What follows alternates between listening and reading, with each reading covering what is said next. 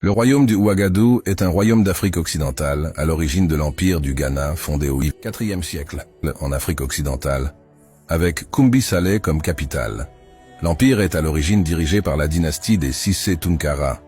La tradition orale des Sarakole Maraka, ou Soninké, fait remonter la fondation de l'empire à Dinga, ancêtre légendaire des Soninké. Une autre version remonte jusqu'au IIIe siècle, et Kaya Magan, comme le fondateur de la dynastie des Cissé Tunkara, qui domineront le royaume du Ouagadou, noyau de l'empire du Ghana, 8e au XIIIe siècle. L'or est le fondement de la richesse du royaume, et Kaya Magan signifierait roi ou maître de l'or. Le pays est alors peuplé par les Kakolo qui pratiquent l'agriculture sur brûlis. Les Soninké sont des commerçants qui connaissent la métallurgie du fer et possèdent des chevaux. Ils soumettent les Kakolo et leur offrent protection en échange de leur travail. Selon la légende, l'un des fils de Dinga, Diabé Cissé, devient le premier roi du Ouagadou.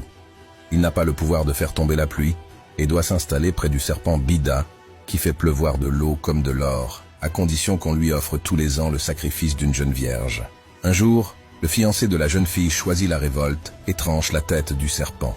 Dans certaines versions, le serpent possède 7 têtes qui tombent là où se trouveront les 7 mines d'or de l'Ouest africain: Bambouk, Bourré, Falémé, Galam, Bondoukou, Ashanti, Lobi.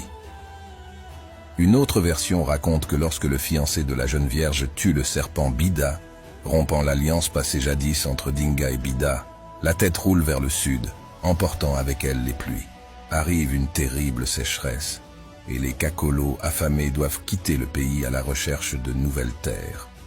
Le meurtre de Bida serait le symbole de l'abandon du culte des ancêtres et de l'adoption de l'islam par les Soninké, selon la tradition orale, alors que le récit des voyageurs arabes, Al-Idrissi, Al-Bakri, impute la destruction du royaume par les forces almoravides en 1076, suivi de l'émigration vers le sud de ceux qui souhaitent rester animistes.